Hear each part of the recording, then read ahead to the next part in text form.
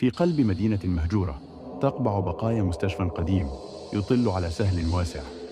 أسوار صادئة تحيط به، ونوافذه محطمة، وأبوابه مترهلة.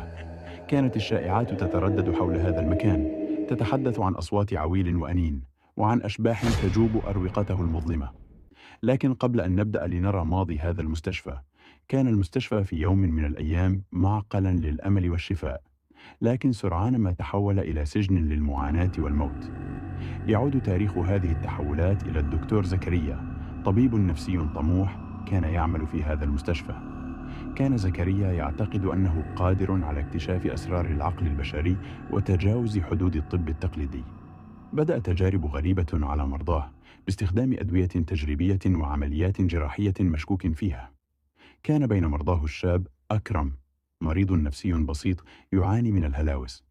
استغل زكريا حالة أكرم لإجراء تجاربه عليه، حيث كان يعتقد أن أحمد لديه قدرات نفسية خارقة.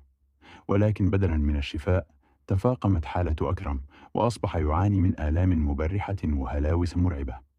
في إحدى الليالي، هرب أكرم من غرفته ووجد نفسه في مختبر الدكتور زكريا.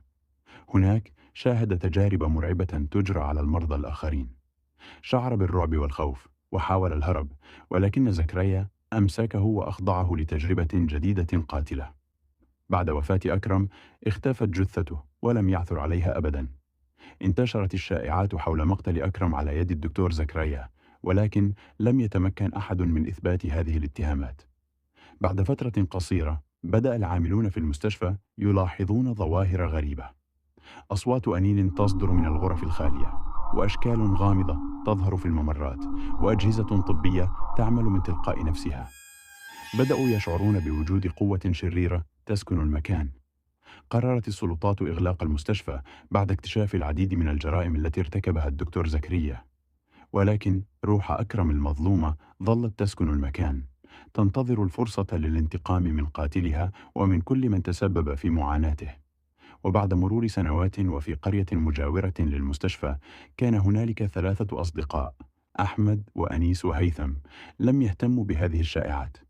بدافع الغرور والتحدي، قرروا اختبار شجاعتهم في هذا المكان الملعون.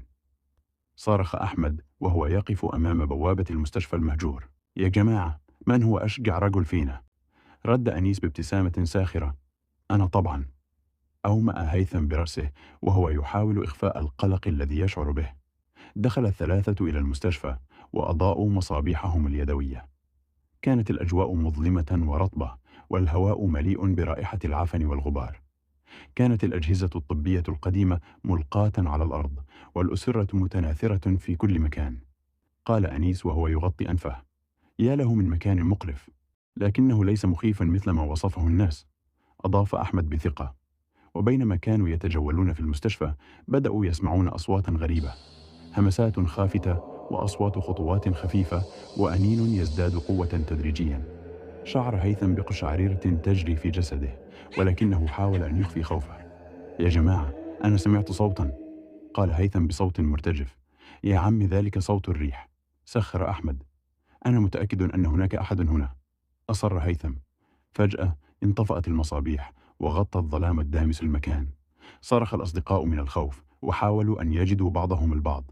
سمعوا صوتا قريبا، صوت أنين مأساوي. صرخ صوت غريب: اهربوا! بعد أن انطفأت المصابيح وغطى الظلام الدامس المكان، بدأ الثلاثة يشعرون ببرودة شديدة تنتشر في أجسادهم. سمعوا أصواتا غريبة، همسات خافتة، وضحكات مكتومة، كأن المكان يعج بآلاف الأرواح الشريرة. حاول الأصدقاء الهرب، لكنهم كانوا محاصرين في ذلك المكان اللعين. كل باب حاولوا فتحه كان مغلقا بإحكام، وكل نافذة حاولوا الخروج منها كانت مسدودة. بدأوا يشعرون بألم حاد في أجسادهم، كأن أيديا غير مرئية تخترقهم. رأوا أشباحا تتشكل من الظلام، تتحرك نحوهم ببطء، عيونها تتوهج في الظلام. حاول هيثم الصلاة، لكن خوفه كان أكبر من إيمانه. حاول أنيس الاتصال بالشرطة، لكن هاتفه كان بلا إشارة. وبقي أحمد يصرخ طلبا للمساعدة، لكن صوته ضاع في سكون المكان. في النهاية، استسلموا للموت.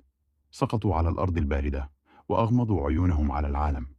في الصباح، وجدت الشرطة جثث الثلاثة ملقاة في أوض مختلفة من المستشفى.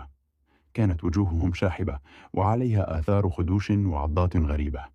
انتشرت قصة الأصدقاء الثلاثة في المدينة، وأصبحت تحكى كتحذير لكل من يحاول التطاول على الأماكن المسكونة. ولحد الآن لم يعد أي أحد ذهب إلى ذلك المستشفى